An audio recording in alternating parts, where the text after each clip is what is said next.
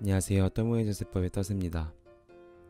오늘 종합소득세 끝장내기 번외편으로 성실신고에 대해서 공부하도록 하겠습니다. 2018년도에 그 기준 금액이 낮아졌어요. 2018년 19년 또 2020년부터는 더 낮아지는데 그건 그때 가서 봐야 될 것 같고, 어쨌든 2018년도에 그 기준 금액이 낮아져서 5월에 신고 납부 안 하시고 지금 6월에 신고 납부 기다리시는 사업자분들이 많아지셨습니다. 그래서 이 강의가 조금이라도 도움이 되셨으면 좋겠습니다.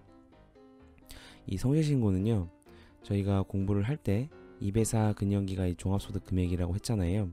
거기서 이제 사업소득이 있는 사람들 중에서, 즉 사업주죠. 그 사업주 중에서 이제 1번 과세자가 있고 이제 성실신고자가 있는 거예요. 그래서 이 사업소득이 있는 자만 해당이 되는 것이고, 이 사업소득이 없는 자들은 성실신고라는 그 기준이 아예 없습니다. 그냥 일반 과세자가 되는 거예요. 그래서 이 사업자는 일반 과세자랑 성실신고자로 나뉘는데, 일반 과세자는 당연히 성실신고자가 아닌 자로 그냥 판단을 합니다. 따라서 이 성실신고자 이 판단하는 금액을 정확하게 알아야 되는데, 그 전에 사업소득에 대해서 간략하게 공부를 해야 돼요. 왜냐면 성실신고 기준은 사업소득에서 총 수입 금액으로 하는 것이기 때문에, 이제 간접법이랑 직접법이라는 것을 저랑 같이 공부하신 분들은 이제 안 들으셔도 될 것 같은데, 혹시 몰라서 간단하게 빨리 넘어갈게요. 이제 간접법은 이제 회계에서 회계 처리에서 이제 세무 조정을 하는 것이죠. 세무 조정을 통해서 사업소득 금액이 나오는 것이고, 이것은 제가 뭐라 그랬죠?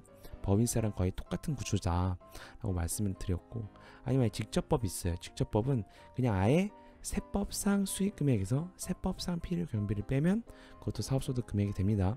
그래서 이 수익금액을 가지고 판단을 하는데, 성실신고는 수익금액이 옆에서 보면 그대로 쓴 거예요. 회계 처리에 나온 그 수익에서, 기장이죠. 회계의 수익에서 텍스 세무조정, 즉 총수익금액 산입을 하거나 아니면 총수익금 불산입을 통해서 한 것이 텍스 수익금액이 되는 것입니다. 그런데 거의 대부분의 사업주분들은 이 텍스 세무조정이 없어요. 그래서 거의 대부분은 회계 처리에서의 수익이 세법상 수익금액이랑 일치하시는 분들도 많습니다. 어쨌든 수익금액은 세법상 수익금액으로 판단을 하는 것이다 라는 것을 아시고, 그래서 이 수익금액에 따라서 성실신고자가 되느냐 아니면 일반 과세자가 되느냐를 판단하는 겁니다. 그래서 이제 당해년도랑 직전년도가 있어요. 이거는 저랑 같이 공부하신 분들은 계속 알 수 있는데, 이건 되게 특이합니다. 당해년도예요. 당해년도의 수익 금액을 가지고 판단을 합니다. 직전년도가 아니다. 저희가 지금 하고 있는 게 지금 19년 6월 지금 신고 납부하는 것을 공부하는 거잖아요. 19년 6월은 2018년도를 가지고 해야 됩니다. 2018년도 지금 소득을 신고하는 것이니까 2018년 수익 금액으로 판단을 해야 돼요. 그런데 복식부기 의무자나 간편장부 대상자를 구분하는 거에 있어서도 직전년도 수익금액이었고, 그리고 추계신고를 만약 한다 그래도 기준경비율과 단순경비율을 그 구분함에 있어서도 직전년도를 가지고 했어요. 그때의 직전년도는 지금 2018년 소득을 신고하는 거니까 2017년 수익금액을 가지고 판단을 하는 것인데, 성실신고는 당해년도, 즉 2018년 수익금액을 가지고 판단을 하는 것이다. 따라서 2017년도에 사업을 안 했던 2018년도 사업을 시작하는 분들도 바로 성실신고자가 될 수 있는 거예요. 자, 그래서 그 판단한 그 기준 금액은 이렇게 되어 있습니다. 1번, 2번, 3번 그룹으로 나뉘고요. 1번, 2번, 3번 제가 지금 써놓은 거는 대표적인 업종들만을 제가 지금 써놓은 것이고, 1번, 2번, 3번 중에서 지금 더 궁금하신 분들은 바로 이제 뭐 검색해 보시면 바로 나올 수 있어요. 그래서 각각의 그룹에 따라서 수익 금액이 다르다. 1번 그룹 같은 경우에는 수익 금액이 15억 이상이어야지 성실신고자가 되는 것이고, 2번 그룹은 7억 5천, 3번 그룹은 5억입니다. 따라서 이 어떤 그룹인지를 먼저 판단을 하시고 그 다음에 수익 금액을 보시면 될 것 같아요. 그런데 개시일, 폐업, 합병 상관없이 당해년도 수익 금액을 가지고 하는 거예요. 이게 무슨 말이냐면, 개시일, 뭐 예를 들어서 7월에 시작을 했다. 7월에 시작을 했는데 그 금액이 환산을 해야 되느냐, 아니면 또 폐업을 예를 들어서 9월, 10월 했다. 그런데 그것을 남은 그 기간을 가지고 또 환산을, 그런 것이 아니고요. 그 개시일이나 폐업이나 또 합병에 상관없이 그 찍혀있는 그냥 그 수익 금액, 가지고 판단을 하는 것입니다.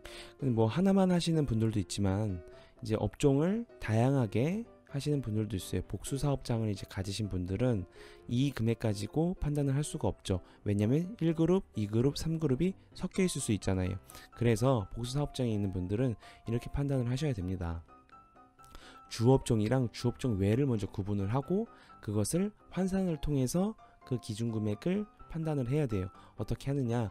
주업종 수익 금액이 있어요. 주업종은 수익 금액이 가장 큰 업종을 말하는 것입니다. 그래서 주업종 수익 금액에다가 그럼 주업종 외는 이제 수입이 가장 큰 그 업종을 제외한 업종이겠죠. 주업종 외 수익 금액을요 이제 환산을 해줘야 됩니다. 이렇게 주업종 외의 성실신고 기준 수익 금액 분의 주업종의 성실신고 기준 수익 금액이에요. 성실신고 기준 수익 금액 옆에 지금 15억, 7억 5천, 5억을 말하는 것입니다. 그래서 요 그 곱하는 것이 환산을 해주는 거예요. 주업종 외 수익 금액을 주업종의 수익 금액으로 환산을 해주는 거예요. 그쵸?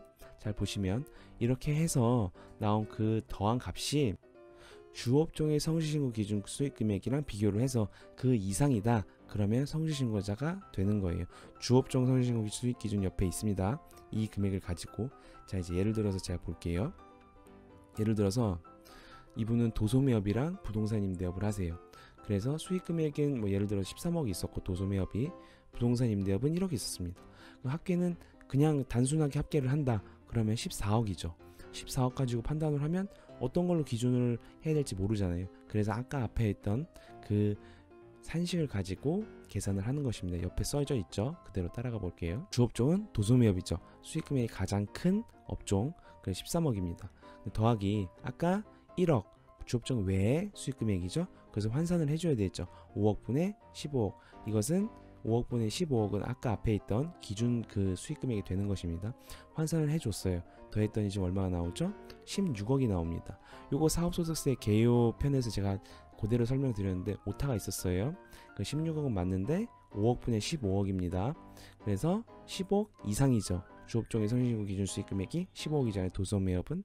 그래서 이분은 14억 그냥 위에서 봤을 때는 그냥 단순 합계는 14억이지만 이렇게 판단을 했을 때는 15억 이상이기 때문에 이분은 성실신고자가 되는 것입니다. 근데 만약 이렇게 단독적으로 이렇게 사업장 하는 분들도 있지만 공동사업을 같이 겸용하는 분들도 많으세요. 요거 이제 심한데 보면은 공동사업을 같이 할 수도 있어요. 내가 이제 복수사업을 하지만 복수사업 안 하더라도 단독사업장이 있는 경우가 있고 공동사업장을 같이 하는 경우가 있습니다. 예를 들어서 50대 50이다. 보통 대부분 50대 50인데 그렇게 안 하시는 분들도 있어요. 이것은 별도로 판정을 합니다. 별도로 판정 제 뒤에서 이제 또 볼 건데 숫자로 별도로 판정한다는 것은 이 공동사업장을 또 하나의 1인 사업장으로 보는 거예요. 합쳐질 수 없는 단독 사업장으로 또 보는 것입니다. 그래서 판단을 어떻게 하느냐? 이것도 별도로 하는데 사업장 수익금액분의 지분율, 각각의 또 지분율이 있을 거 아니에요. 이렇게 판단하는 것이 아니고 사업장 전체 수익금액을 판단을 하는 거예요. 그래서 사업장 전체 수익금액으로 판단을 해서 그 15억이나 7억 5천이나 5억이 넘는다. 그러면 그 공동사업장에 지금 지분율을 갖고 있는 각각의 공동사업장들은 다 사업주들은 모두 성실신고자가 되는 것이에요. 그래서 X 쳐져 있는 지금 전체 사업장 수익금액에서 지분율을 곱한 그 수익금액을 각각 판단하는 것이 아니고 공동사업장 전체 수익금액으로 일단 판단을 하고 그리고 그것이 넘는다. 그러면 그 각각의 공동사업자들은 다 성실신고자가 되는 것입니다. 그래서 이 전체를 체크를 하셔야 되고요. 자 이제 예를 들어서 볼게요. 예를 들어서 남편이랑 아내가 같이 이제 공동사업장을 합니다. 남편은 90%고 10%예요. 근데 이제 남편은 이 복수사업장 두 개를 또 하는데 여기에는 이제 단독사업장 100%를 합니다. 이렇게 됐을 경우를 좀 볼게요. 예를 들어서 남편이 도소매업은 13억이고 부동산 임대업은 5천만 원이에요. 그래서 합계가 13억 5천만 원입니다. 근데 도소매업을 아내랑 같이 해요. 근데 이 도소매업은 제가 극단적으로 제가 좀 예를 들어 설명하기 위해서 수익 금액이 14억 9천만 원이에요. 근데 별도로 판단을 해야 된다고 했죠.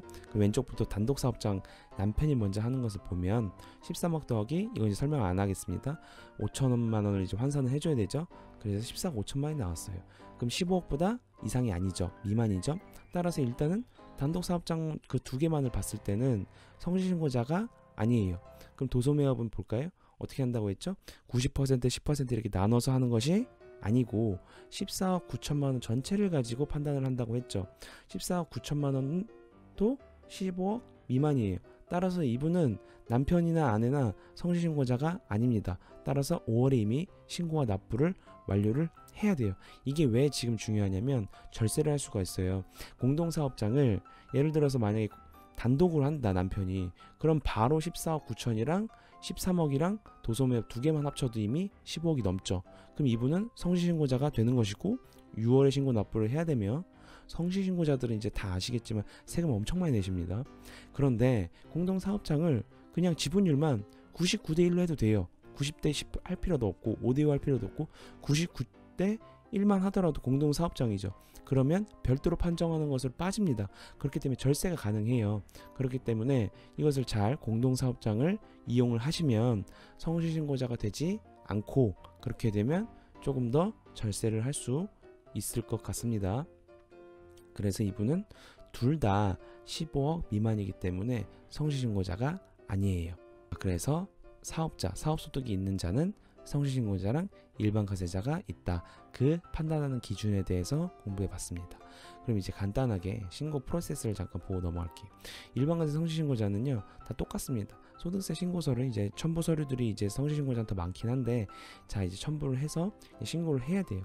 그런데 특이한 점이 뭐냐면 이 성실신고자는요 이 세무사나 세무회계사 또 세무법인, 회계법인 이들로부터 성실신고 확인서를 받아서 신고할 때 같이 제출을 해야 돼요. 이래서 성실신고 수수료가 높은 건데, 왜냐면 이 성실신고 확인서를 이제 세무대리인 그 세무사의 이름으로 같이 들어갑니다.